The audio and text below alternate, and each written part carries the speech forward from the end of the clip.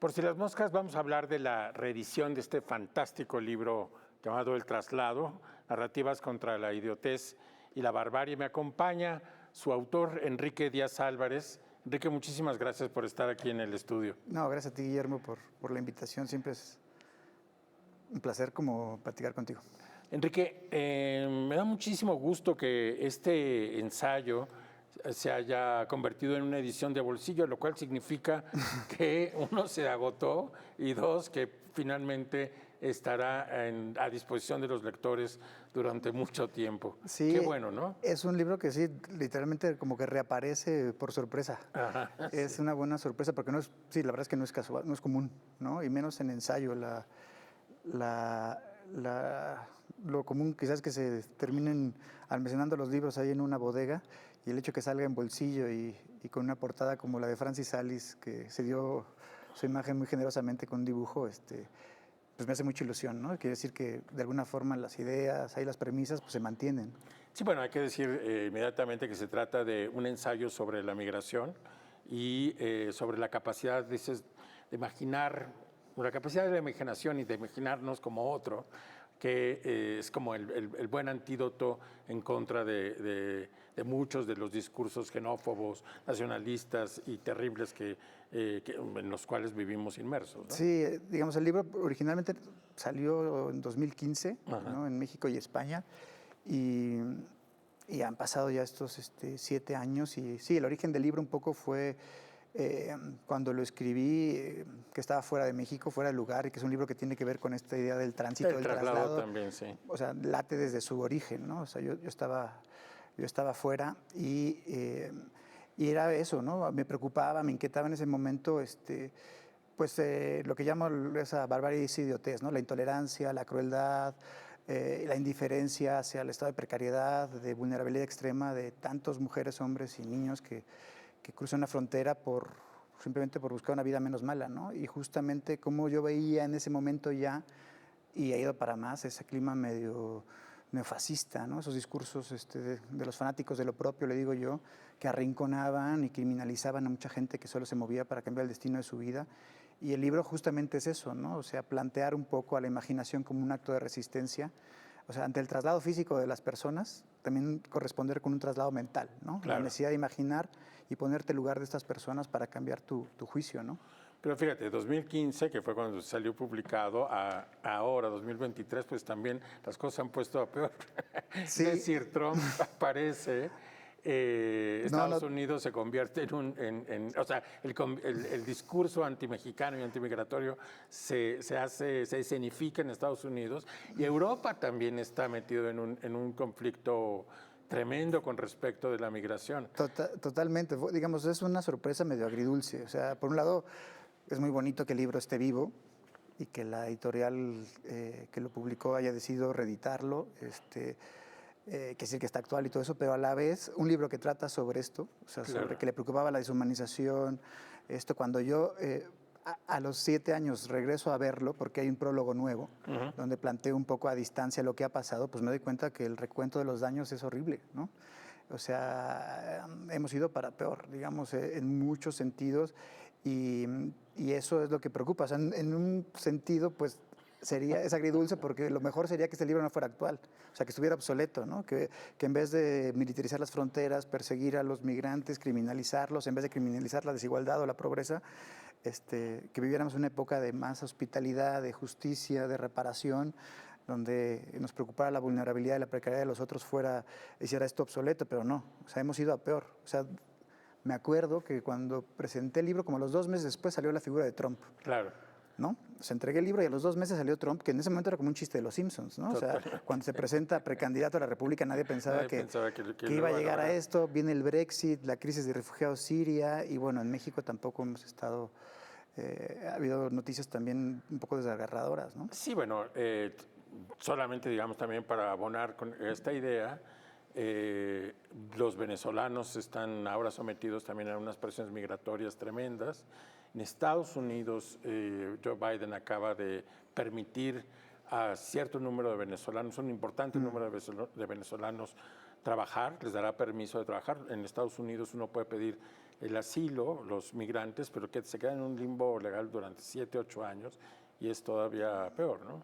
Y bueno, y Grupo México, por ejemplo, también para hablar de noticias No, recientes, detiene los el vagones, transporte de mercancías de los trenes por la crisis migratoria, es decir, es súper actual. Sí, una de las cosas que, digamos, creo que se calculan más de 270 millones de migrantes en el mundo, ¿no? Y México es, creo que después de India, me parece que es el segundo o tercer exportador o gente que expulsa, ¿no? De paisanos que se tienen que marchar.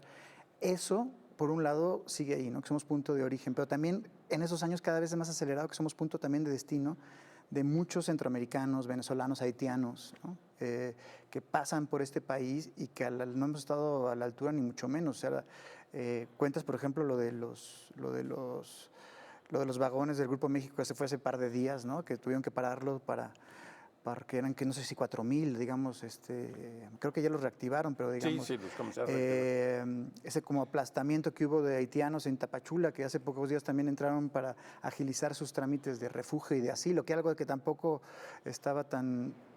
Ese léxico entre migrante y refugiado y asilo cada vez es más, o lo que planteas de John Biden y de esta...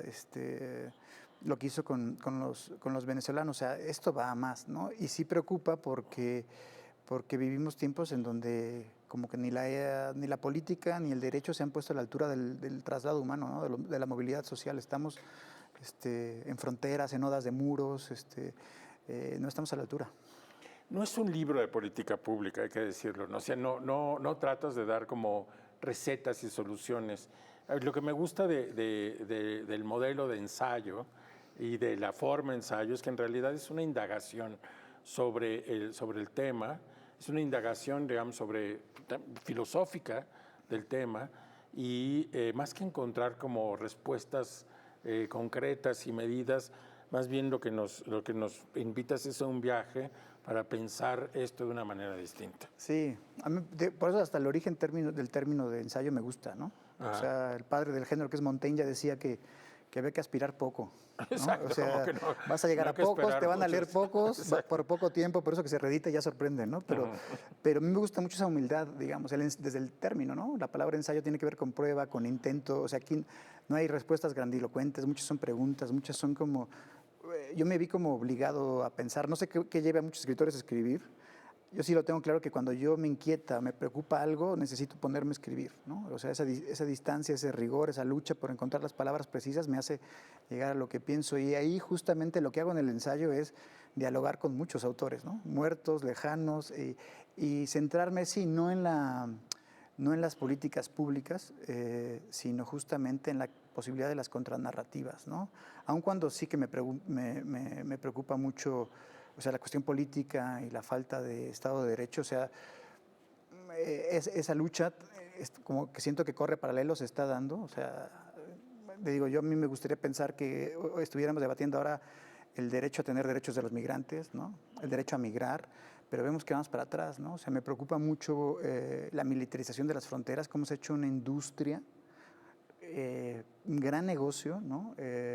El cuidado, el control de los cuerpos, la militarización, ¿no? O sea, con toda la llegada de Trump y todo eso, México también giró mucho su política migratoria, desplegó a la Guardia Civil, la Guardia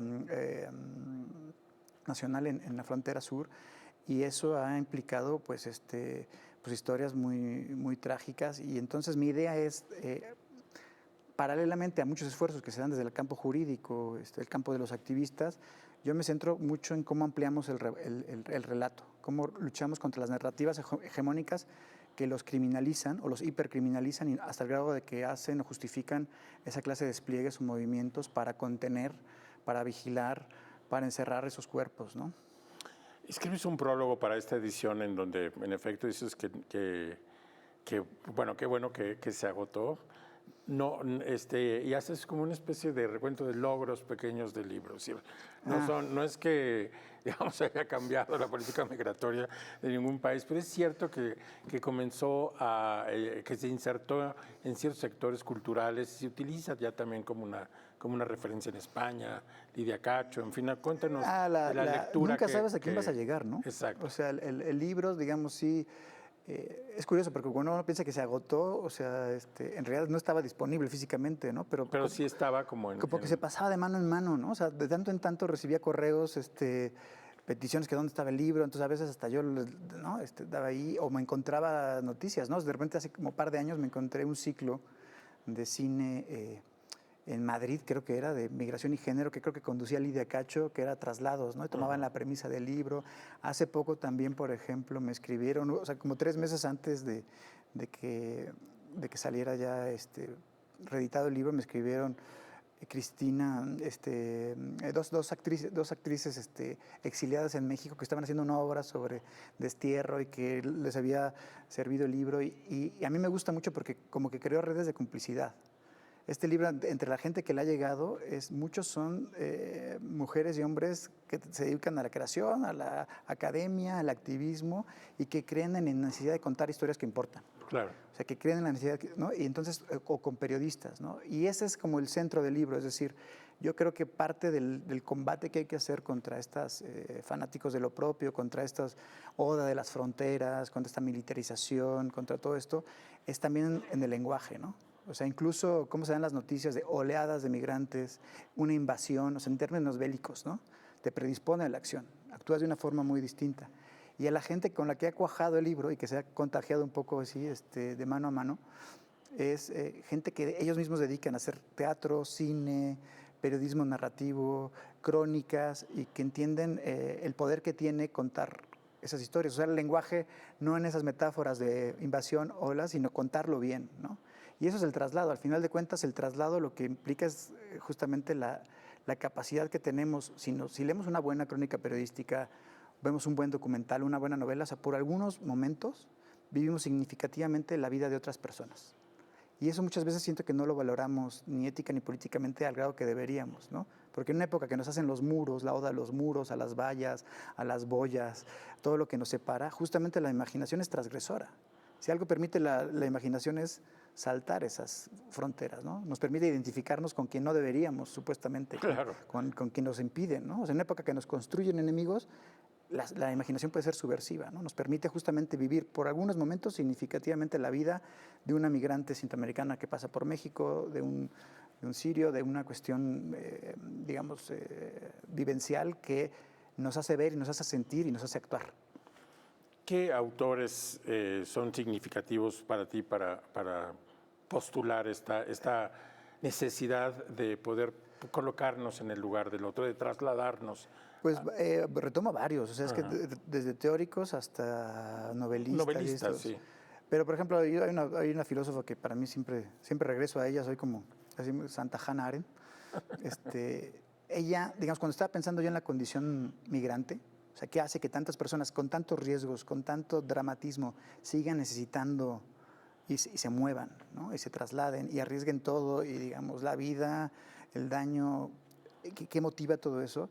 Y la necesidad de ponernos en relación y ponernos ahí en situación y tratar de ampliar el juicio al vivir por algún momento su vida. Hannah Arendt tiene una cuestión que a mí me parece muy representativa. O sea, ella habla de que nuestra propia condición es narrativa, ¿no? Todos nosotros somos una historia, porque hay alguien que siempre nos pregunta quién eres. Y solo hay una forma de responder esa pregunta. Cuando alguien nos pregunta quién eres, nosotros tenemos que articular un relato, contarle una historia. Cada uno es el autor de su propio relato. Propia historia, que se cuenta un relato. O sea, somos una historia, nosotros mismos somos una historia. Y necesitamos que el otro nos pregunte. O sea, el otro no es un antónimo, no es un enemigo, sino que es parte, es una condición de posibilidad para ser quienes somos, o necesitamos. Ese vínculo, o sea, que el otro es parte de lo que somos, que lo necesitamos su pregunta, para mí es muy reveladora. Porque, y luego, o sea, empíricamente, ¿no? O sea, nos encanta también contar historias, escucharlas. Y también somos entre curiosos e infieles por naturaleza. O sea, nos encantaría vivir la vida que no tenemos. Entonces, esto vive mucho las artes, ¿no? El teatro, el cine, el periodismo. Es decir, que nos hace vivir intensamente por algunos momentos lo que no somos. Y eso, hasta digo, de niños, ahora viene Día de Muertos, Halloween, todo esto, nos encanta disfrazarnos. Carnaval, ¿no? O sea, hay una pulsión ahí por ser quien no somos. Exacto. Y entonces, ¿cómo lo aprovechamos? Nos encanta ser quien no somos.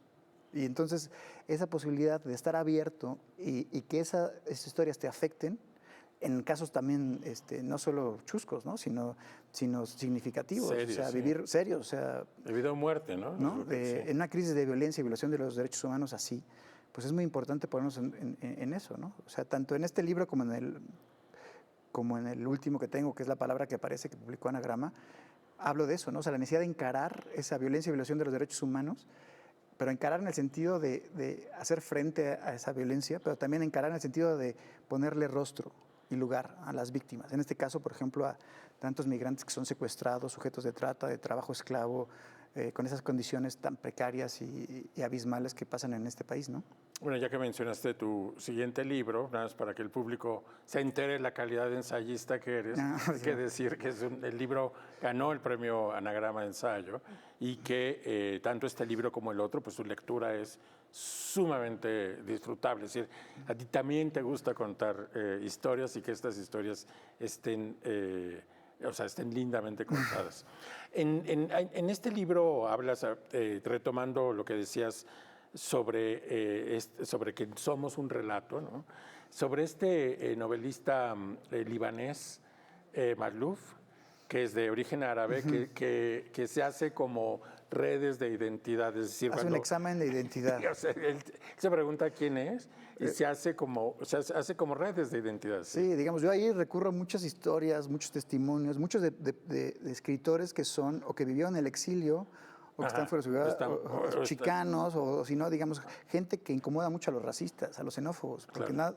Porque no quedan ser en ningún molde, ser sí. en comunidades híbridos les molesta mucho a los racistas y a los xenófobos, ¿no? Y yo creo que escuchar este tipo de escritores como Amin Maalouf, él cuenta ese examen de identidad. Dice, bueno, un día dije, ¿de dónde vengo? ¿No? Y se dio cuenta de que es mitad árabe, mitad palestino, mitad tiene por ahí alguien hebreo. O sea, cualquiera que arrastre para arriba, te das cuenta que todos somos migrantes. Claro. Nadie es de aquí solo. Sí. ¿no? O sea, todos somos felizmente contaminados. Entonces esas pretensiones así como Pureza.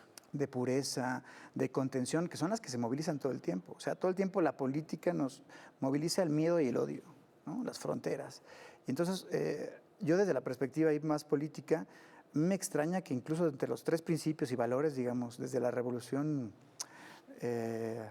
francesa, esas, ¿no? La libertad, la igualdad, obviamente, pero ahí el tercero está súper olvidado. Suena hasta rancio, la fraternidad. Sí. Y es un afecto. De los tres principios es el que es un afecto. Y o sea, retomar esa idea democrática, emancipadora de la fraternidad, aunque suene rancio, ¿no? Es decir, ¿cómo hacemos establecer lazos, ¿no? ¿Cómo nos vinculamos? O sea, la apuesta no es ser solo diferentes o diversos, eso darlo por sentado, sino cómo ponemos en común. Eso somos, ¿no? Somos diferentes y diversos. Y eso hay que dar, o sea... que darlo por sentado. Sí. O sea, yo de eso ni me meto, o sea, eso me parece manifiesto. Claro. O sea, entonces más bien, ¿qué hacemos con eso? ¿Cómo ponemos en común? Y a mí, por ejemplo, esto, ¿no? O sea, la palabra me parece que es... Confío mucho en la palabra, o sea, no sé si soy ingenuo, ¿no? Pero todavía creo en la lectura, todavía creo en ciertas narrativas que nos permiten eso, ser otro, ¿no?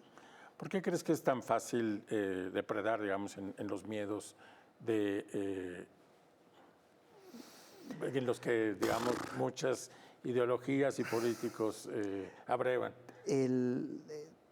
No lo sé, a veces también creo que somos a veces muy binarios y nos gusta poner en cajones blanco, negro, A, B, bueno, malo. Y hay muchos discursos que se aprovechan de esto y nos llevan un poco al tribalismo, que alguna vez también ya lo comentamos contigo.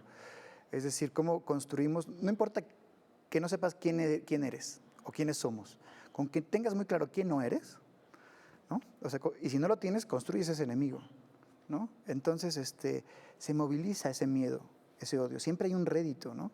Y es sorprendente lo dispuestos que estamos a cometer actos de crueldad, de barbarie, movilizados por ese discurso de miedo, de odio, que funciona, digamos, simplemente Ben Trump, ¿no? Digamos, con ese discurso abiertamente xenófobo, racista, que nos calificó de violadores, ya no me acuerdo ni tanto todo lo que dijo. Y que regresa. Que regresen elecciones el próximo año, o sea, cada vez que es elecciones, digamos, viene, es por eso supongo que lo reeditan, pero digamos, ahí viene, ¿no? Y funciona. Entonces, desde este lado, desde el lado bueno de la fuerza, llámalo de emancipador, de izquierda, democrático, llámalo como quieras, ¿cómo movilizamos otros afectos? ¿No? O sea, entre esos, ¿no?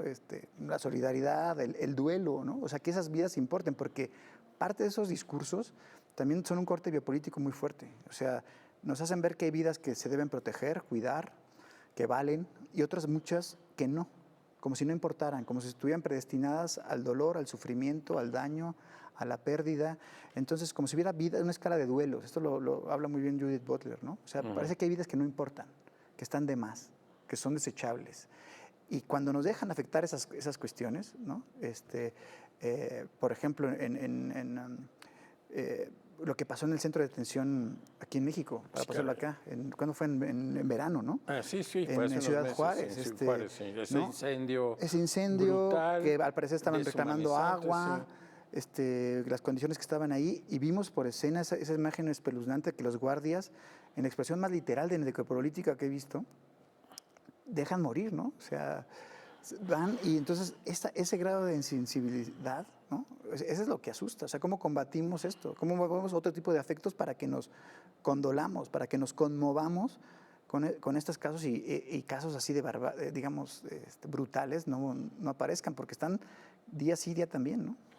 Sí, porque pienso, digamos, bueno, pensando, digamos, en el dilema en que está Estados Unidos, que una buena política migratoria es una política que pueda condolerse, pueda pensar en el otro de una manera imaginativa y no de una manera punitiva. De nuevo, para pensar en esta idea de Joe Biden de permitirle a cierto número de venezolanos poder trabajar, ha generado pues unas respuestas increíbles de parte de los republicanos, porque lo único que ha hecho es volver a tensar el problema y exigir que haya más mano dura para que no haya una invasión y que los otros no estén en nuestro patio y así. En fin, es un discurso muy normal. Sí, ¿no?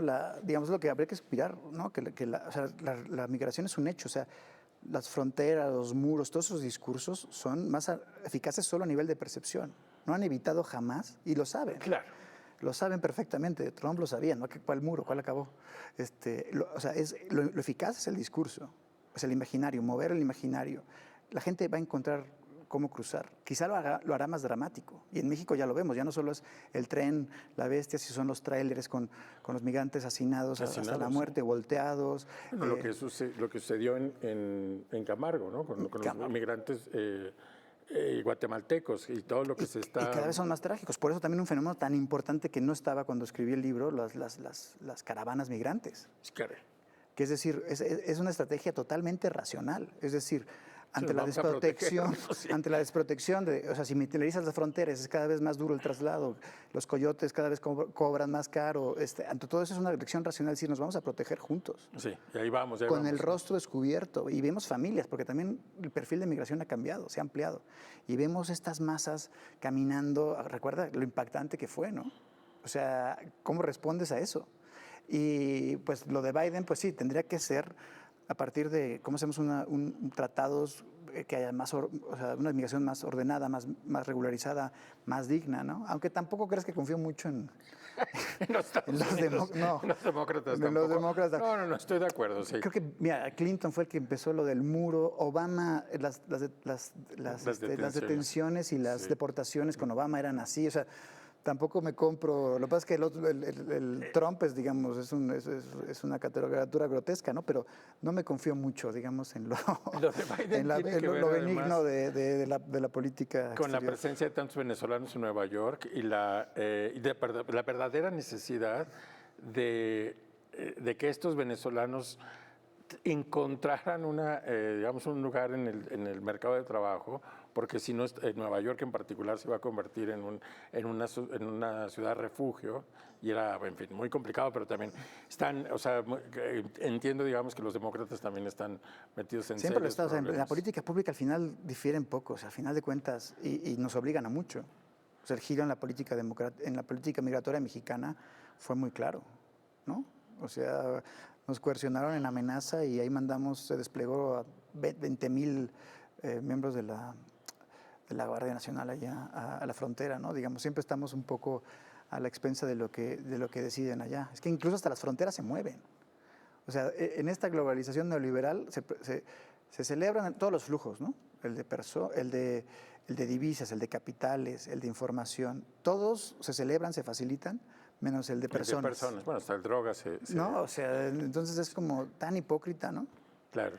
Enrique, nos queda un minuto. No quiero dejar pasar algo que ya mencionamos, que es de nuevo el enorme valor literario de tu escritura. Es decir, hay algo ahí que me parece único, me parece también un ensayista raro, digamos, en nuestro medio literario, porque es capaz de construir estos grandes libros de ensayos, no es poca cosa, y que nos haces verdaderamente pasear por muchas ideas, muchos autores, y es totalmente disfrutable y te quería agradecer por eso. No, gracias a ti por lo que dices y por invitarme. Yo encantado. Pues muchísimas gracias, Enrique Díaz Álvarez, El Traslado, y a nuestra audiencia decirle que nos vemos aquí el próximo sábado a las 7:30 por Si las Moscas.